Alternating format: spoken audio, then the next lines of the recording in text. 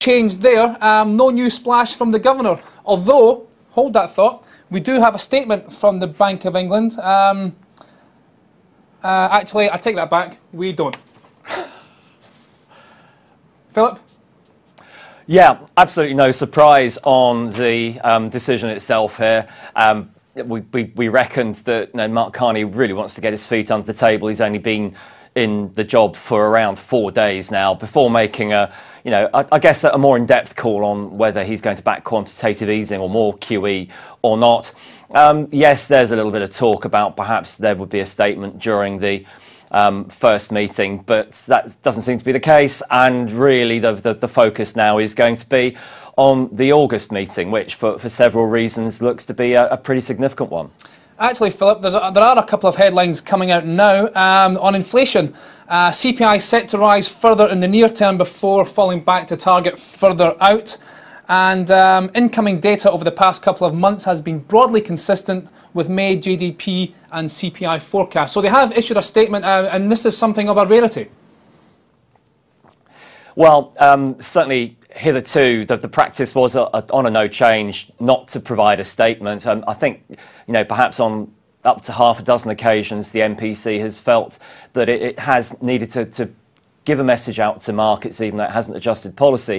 And I think what we seem to be witnessing now is that the new governor wants more transparency, more openness to communicate exactly what the MPC is thinking, and perhaps an earlier guide to the decision-making process than the minutes, which will come out in just under 2 weeks' time. Well, of course, this is Mark Carney's first MPC meeting as governor. He's not made a splash on the policy front, but in terms of communication, he's certainly had an influence, because he's issued a statement. The bank has issued a statement, and they've also said that the sharp rise we've seen up in yields lately might weigh on their economic outlook. So a bit of a warning there.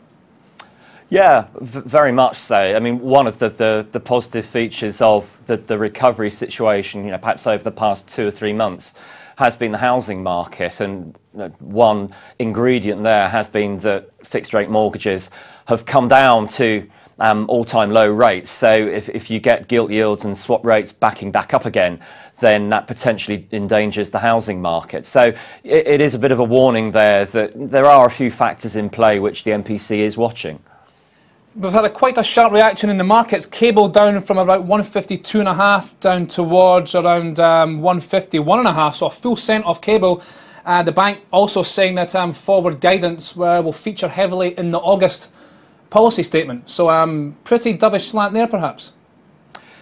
Well, the statement does seem reasonably dovish. We'll have to obviously wait for the official guidance next month to see whether it's dovish or hawkish, but certainly we're in for a few treats, I think, as far as the August meeting is concerned, with changes in procedures, and really it's a revamp of the way that the Bank of England is operating monetary policy.